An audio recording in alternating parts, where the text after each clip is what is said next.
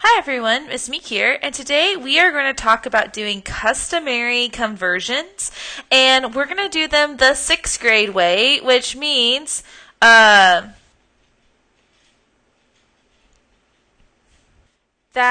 we are going to be using proportions, and it's conversions, not conservation. As important as conservation is, conversions. There we go. And again, we're going to be using proportions to do that. Okay, so how do we set this up?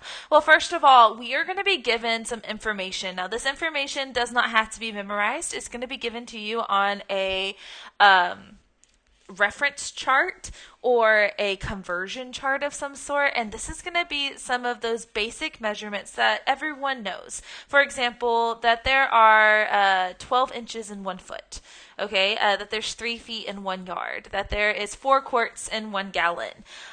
These standard measurements that everyone pretty much knows. Again, you don't have to memorize them. You'll be given a conversion chart to know those.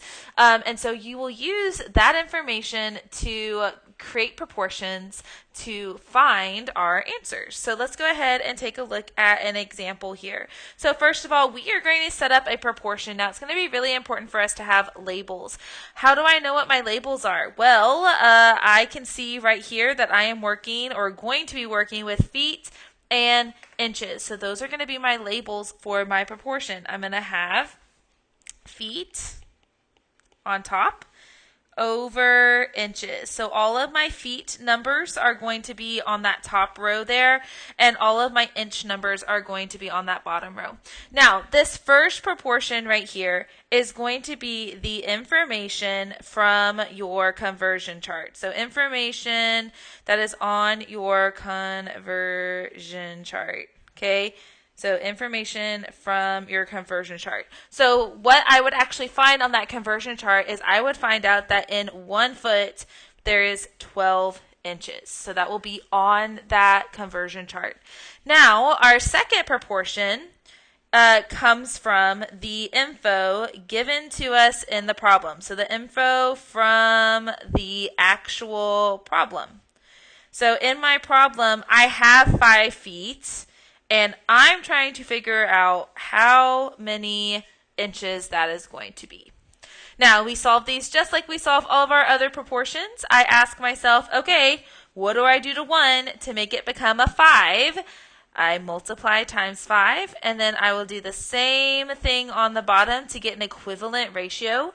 12 times 5 is 60, so my answer is 60 inches. My answer is 60 inches. And yes, guys, it is really, really important for you to put labels on your answers. What is it? It's not 60 penguins, it's 60 inches. So put your labels. All right, let's take a look at some other ones. So here are some other conversions. Now, this is for the customary system. So what we just did was feet to inches. That is a measurement of length. Other measurements of length in the customary system are miles and yards. Those are all different types of length measurements. Now, if we take a look at our next example, we have cups to pints. That is for volume and capacity. So gallons, quarts, pints, cups, fluid ounces. Those are all customary units of measurement. And then that bottom one there, we have pounds and we have tons. Pounds and tons and ounces are all what for weight and mass.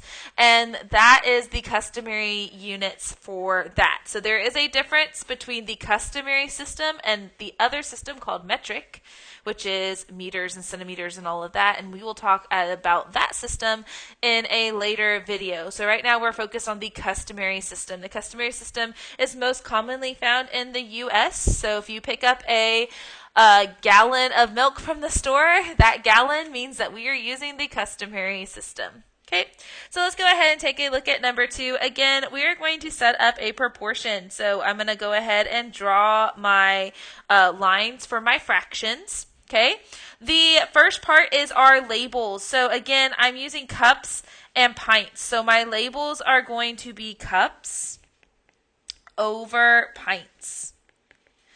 This first piece of information here, so this first proportion right here is going to be the information from your conversion chart. Obviously, I don't have a conversion chart here in my video, but I can tell you that one of the pieces of information that you will be able to see on your conversion chart is going to be a conversion that tells me that there are 2 cups in 1 pint. So this information comes from your conversion chart, okay, that you will have in front of you with you as you do your work. All right, the second ratio for our proportion comes from the problem. So it comes from up here, the problem. I am trying to find how many pints 14 cups are. So that's how I set that proportion up. The next step is to figure out, okay, 2 to 14. How does that happen? Using multiplication or division.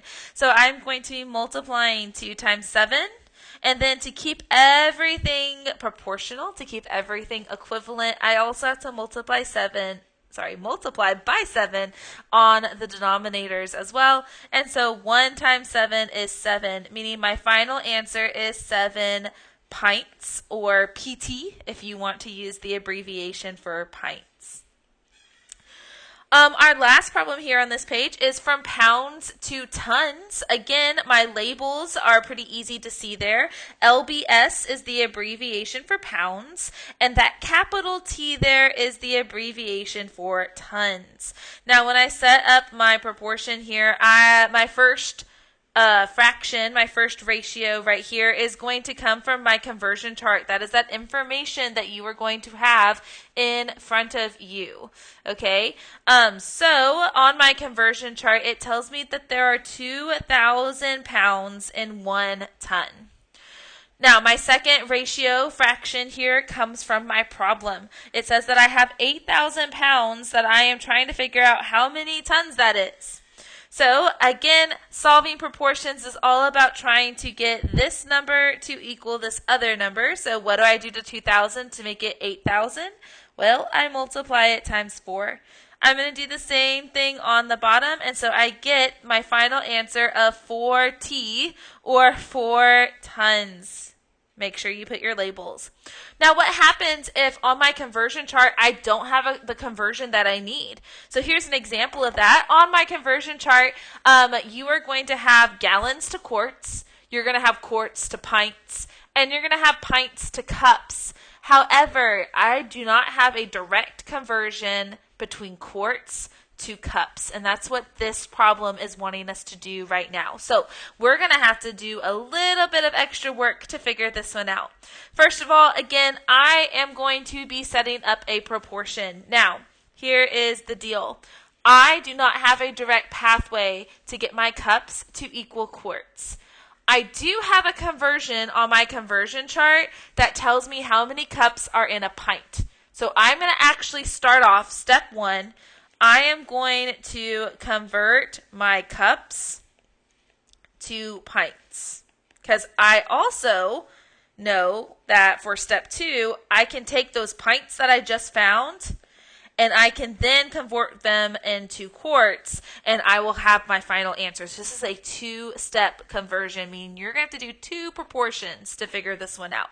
So let's go ahead and set up our first proportion.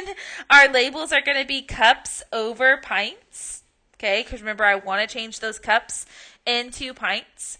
My conversion chart tells me that there are 2 cups in 1 pint, so that red fraction right there is coming from, that information is coming from our conversion chart. My second ratio fraction is going to be the information from my problem. I have 6 cups, and I'm trying to convert them into pints, okay? So when I set all that up, I see that I can multiply by 3 on the top and the bottom, and that tells me the answer to my first step, which is 6 cups equals 3 pints. So I am then going to take this 3 and use it to convert into quarts. So my second step is to take pints and convert them into quarts. On my conversion chart, I do have a conversion that tells me that there are 2 pints in 1 quart. My information from my problem, this is no longer 6 cups, but this is 3 pints. So I'm going to use 3 in this problem, and I'm trying to figure out how many quarts that is. All right, so here is where we can not always get a nice pretty whole number. So nothing times 2 gives me that 3. That is a whole number. And there is no way for me to simplify this problem, but that's okay. Okay, because fractions are our friends. So I know that if I multiply by a decimal or a fraction, I can get that 3 that I am looking for. Now, I don't want to multiply times 2 because 2 times 2 is 4. So I know that my number, my decimal that I'm looking for is less than 2. All right. I also know that it's more than 1 because 2 times 1 is 2. All right, and my number that I'm looking for is 3. So this is literally me doing a guess and check here. I'm going to try in between 1 and 2. I'm going to try a half. And if I'm not correct, then I'm going to guess and check something else until I figure out this this decimal that I'm trying to multiply by. I'm really hoping that I got lucky and got it the first time. I know that like if I am at the store and something costs $1.50, and I buy 2 of them, that it's usually around $3. So I'm feeling pretty optimistic here. All right, when I check my work, I got really lucky, and it is going to be times 1.5 here. So that means that for quarts, this is going to equal 1.5 quarts, or 1 5/10 quarts. So my final answer is 1 5/10 quarts. Okay, or QT if you would like to use the abbreviation. So what do you do when you come to a problem like this where you have that decimal and everything's not working so great? Okay, just because you can't simplify it, just because you can't multiply by a whole number doesn't mean that you can't do the problem at all. Okay, think about how many times 2 can fit into 3. Okay, 1 whole time. And when I do that, I end up with 5 left over. So that's how I came up with that answer, actually. I asked myself, how many times does 2, so how I come up with this, how many times does 2 fit into 3? And then when I finished dividing that out, I come to find out it was 1.5 times. So that was kind of how I made my educated guess on what should I start trying to multiply by. All right, guys, so that was Customary Conversions. I'm sorry that the video is so long, but there's a lot of information when it comes to doing customary conversions using proportions. I hope this cleared up any confusion, and I will be talking to you later. Bye!